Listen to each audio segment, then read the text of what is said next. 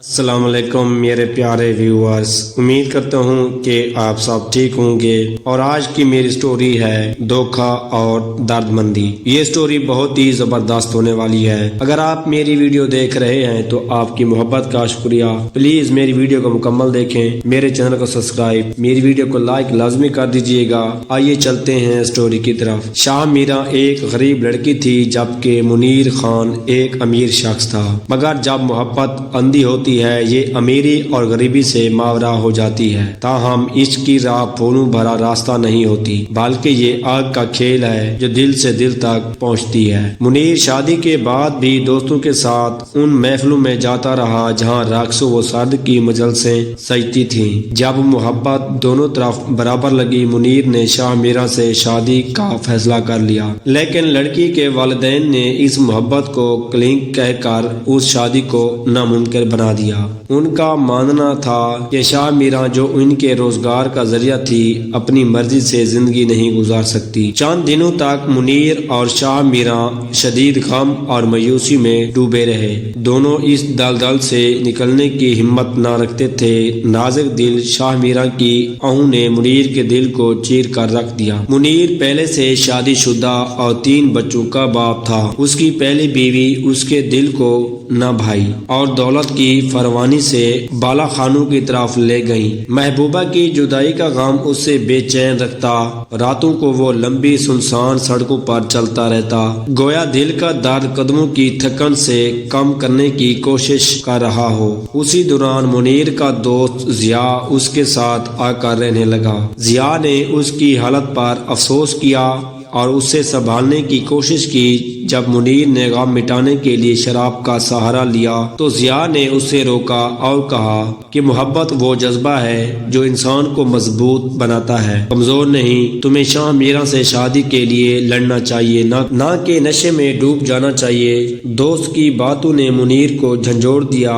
اس نے فیصلہ کیا کہ وہ شاہ میرا کو ہر حال میں اپنا بنائے گا۔ تمام مخالفتوں کو نظر انداز کرتے ہوئے وہ شاہ میرا کے پاس پہنچا اور اسے کہا کہ اگر میرے ساتھ چلنا ہے تو ہر مشکل کے لیے تیار رہو، ورنہ میں یہ ملک چھوڑ دوں گا، پھر تمہیں میری محبت نصیب نہیں ہوگی۔ شاہ میرا نے اس کی بات مان لی اور دونوں نے نکاح کر لیا۔ نکاح کے بعد منیر نے اپنی پہلی بیوی سے علیحدگی اختیار کر لی۔ شاہ میرا کے ساتھ زندگی ایک نئی بہار لے کر آئی۔ دونوں نے ایک چھوٹا سا گھر بسایا جسے وہ اپنی جنت کہتے تھے۔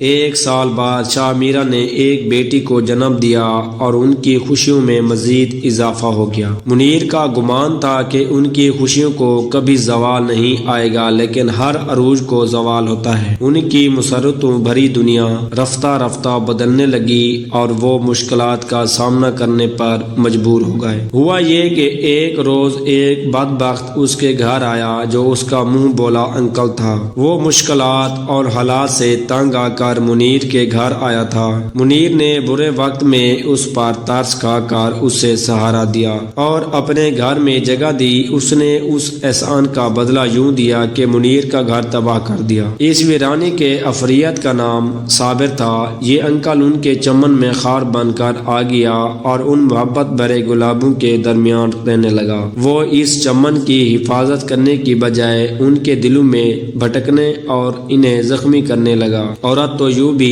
کانوں کی کچھی کہلاتی ہے، اور شاہ میرا کچھ زیادہ ہی نادان نکلی۔ اس نے بدخواہی کے اس سیلاب کو روکنے کی بجائے محبت کو کچا گھڑا بنا کر سیلاب کے حوالے کر دیا۔ اب میاں بیوی میں روز الجھاؤ رہنے لگا۔ منیر میرا کو سمجھاتا لیکن وہ نہ سمجھتی، یہاں تک کہ انکل صابر ان دونوں کے درمیان نفرت کا بیج بونے میں کامیاب ہو گیا۔ وہ دن بھی آ گیا جب شاہ میرا روٹھ کر اپنے رشتہ داروں کے گھر چلی گئی، کیونکہ صابر کے کہنے پر منیر نے اس پر بدراہ ہو جانے کی تہمت لگائی تھی۔ 1 ماہ صبر کے بعد وہ بیوی کو لینے گیا۔ اس کے سسرال والے جو مرضی کی شادی کرنے کی وجہ سے ابھی تک منیر کے لیے اپنے دل میں کینہ رکھتے تھے، ان کے ہاتھ موقع آ گیا۔